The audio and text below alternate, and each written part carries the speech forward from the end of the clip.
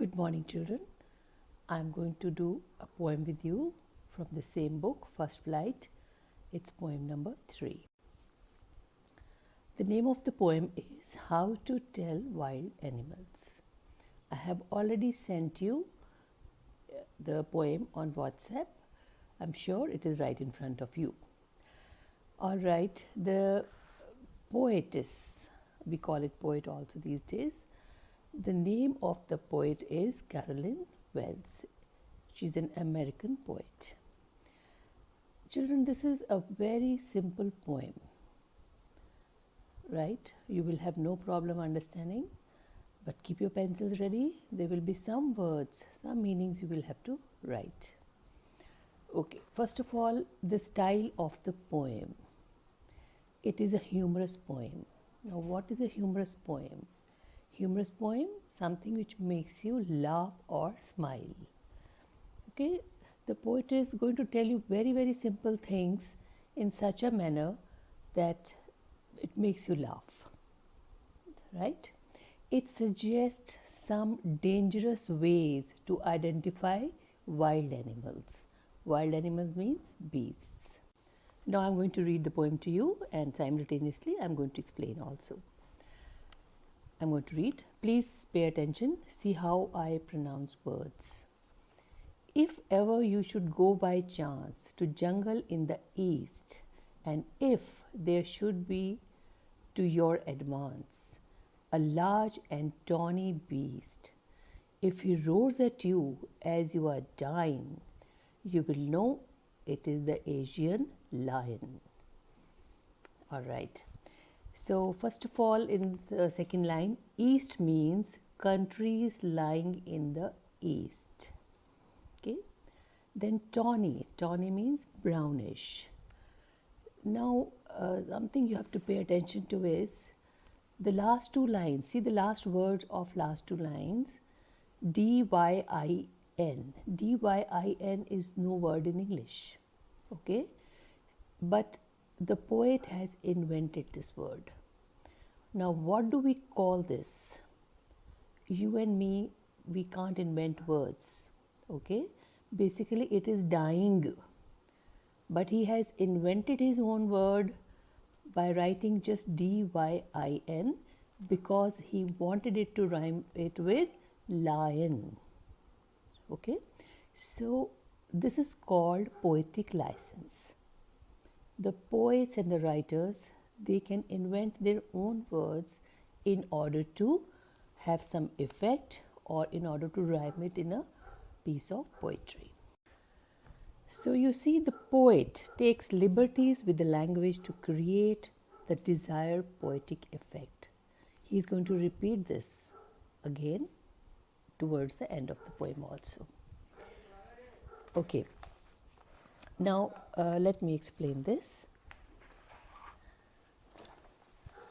He says, if ever you should go by chance to jungle in the east, he says, if you get a chance or just by chance you happen to visit countries lying in the east, okay, and if there should to your advance a large and tawny beast, and suddenly you come across a large brownish color wild animal, right? And he says, if he roars at you as you are dying, you will know it is the Asian lion. Now, this is very funny. He says, in case he roars at you, okay, when you are dying, you see, when the lion roars, you understand, when he roars, you get so scared that you can die. Only listening to the sound, you can die. He says, when you are dying, you will understand, you will be able to recognize that this one is a Asian lion. So that's funny. If you are dying, why will you bother whether it is a lion or a tiger or some other animal?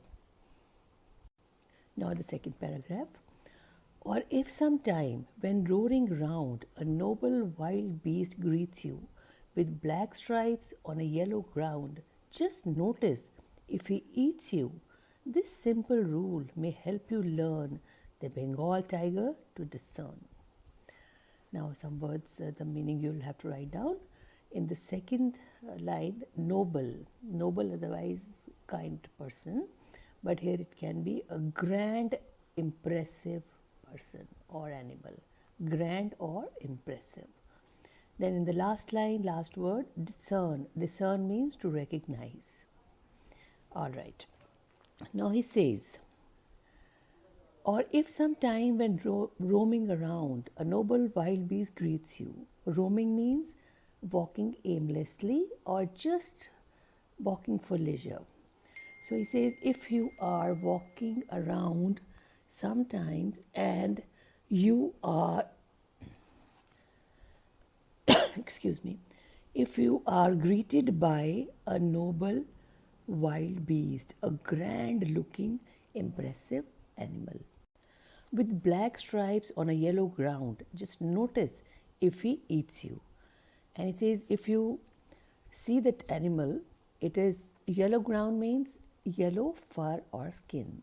It has yellow fur, and on top of it there are black stripes. So, and the moment you look at him, he is going to eat you up. He will pounce on you, he will jump on you, and he will eat you up. This simple rule may help you learn the Bengal tiger to discern. It is so simple. When he is jumping at you, when he is eating you, you will know that, you will recognize that he is a Bengal tiger. So that's funny, but ironical. Once he eats you up, then why should you recognize him? Now, third paragraph.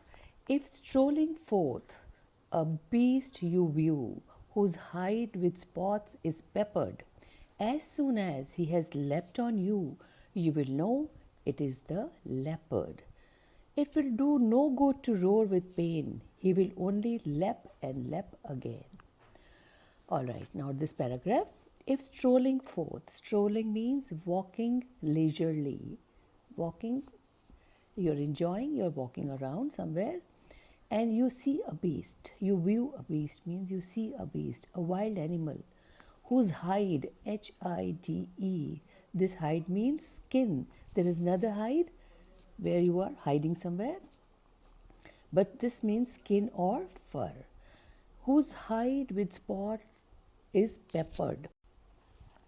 So peppered here means scattered. You can write scattered. So you will see that there is a beast who has got fur, and on the fur there are spots all around. As soon as he has leapt on you, leapt means to jump. The moment he jumps at you, you will know that it is a leopard. It will do no good to roar with pain. He will only lap and lap again. He says there is no use. No good means no use. Just crying with pain. Don't cry with pain, because he is going to lap and lap. Lap and lap means jump. He is going to jump at you again and again. Leap. He is going to leap and pounce. Leap and pounce at you again and again, because he has happily eaten you up. So again, this is ironical. This is very funny that you can only recognize a beast when he has already eaten you up. Okay. So you see, leapt and lep in the stanza 3 are deliberately not spelled correctly to create the rhyming effect. We will talk about rhyming effect when we finish the poem. So children, you have to write down the explanation of all these 3 paragraphs in your notebooks, and I will be sending you RTC, reference to contest, so that you can do some more questions. And there are 3 more paragraphs I'll be doing in the next video. Okay, bye-bye.